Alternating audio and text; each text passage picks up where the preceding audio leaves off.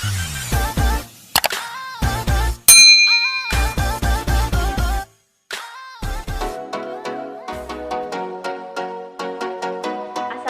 warahmatullahi wabarakatuh.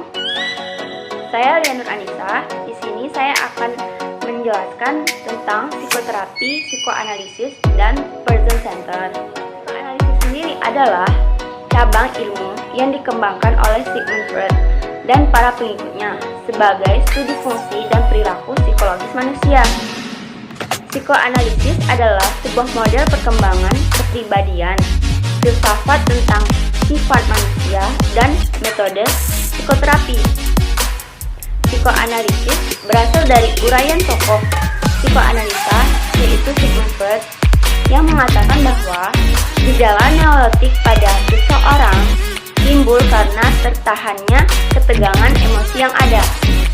Ketegangan yang ada kaitannya dengan ingatan yang ditekan.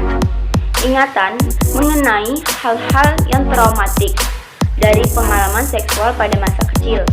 Selain itu, Freud juga mengatakan bahwa perilaku manusia ditentukan oleh kekuatan irasional yang tidak disadari dari dorongan biologis dan dorongan naluri psikoseksual tertentu pada masa 5 tahun pertama dalam kehidupannya. Konsep-konsep utama terapi psikoanalisis yang pertama, struktur kepribadian, mencakup id, ego, dan superego.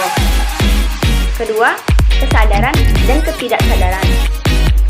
Konsep ketidaksadaran contohnya seperti mimpi yang merupakan pantulan dari kebutuhan, keinginan, dan konflik yang terjadi dalam diri. Yang kedua, salah ucap atau lupa. Yang ketiga, sugesti pasca hipnotik.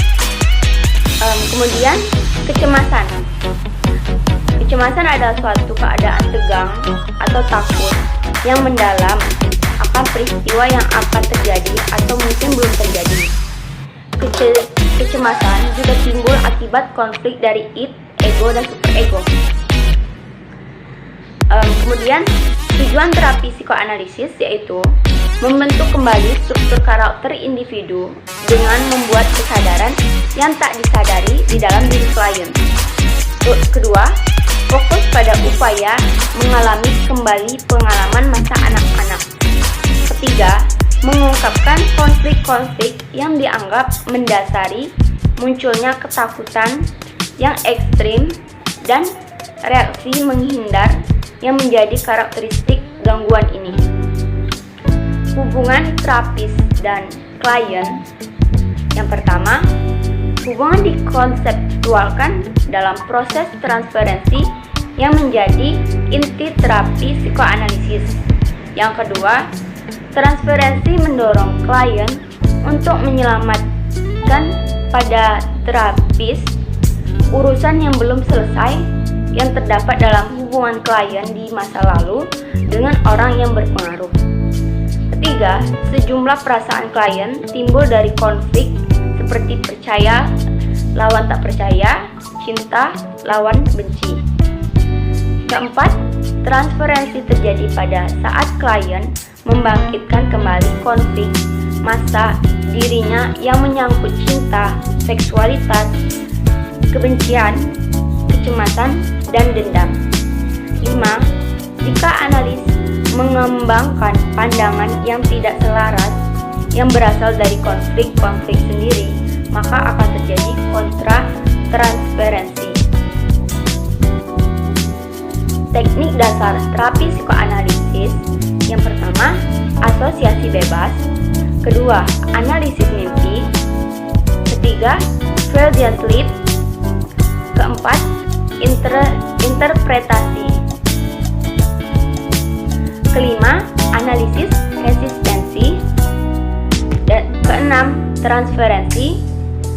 Ketujuh, pengulangan.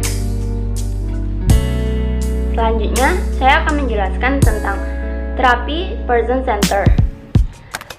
Pendekatan person center sendiri menekankan hubungan pribadi di antara klien dan terapis. Sikap terapis lebih bersikap kritis dibandingkan dengan pengetahuan teori atau teknik. Pendekatan ini memberikan pertanggungjawaban utama pada pengarahan terapi pada klien. Klien dikonfirmasikan pada kesempatan untuk menentukan sendiri dan berkompromi dengan kekuatan dirinya sendiri. Tujuan terapis ini, Zer berpendapat bahwa terapis tidak boleh memaksakan tujuan atau nilai-nilai yang dimilikinya pada pasien. Fokus dari terapi adalah pasien. Terapi adalah non-direktif, yaitu pasien dan bukan terapis memimpin atau mengarahkan jalannya terapi. Terapi memantulkan perasaan-perasaan yang diungkapkan oleh pasien untuk membantunya berhubungan dengan perasaan-perasaan yang lebih dalam dan bagian dari dirinya yang tidak diakui. Teknik-teknik terapi yang pertama, empati. Yang kedua, positive regard atau acceptance. Yang ketiga, congruence. Baiklah, itu saja yang bisa saya sampaikan. Lebih dan kurang saya mohon maaf. Assalamualaikum warahmatullahi wabarakatuh.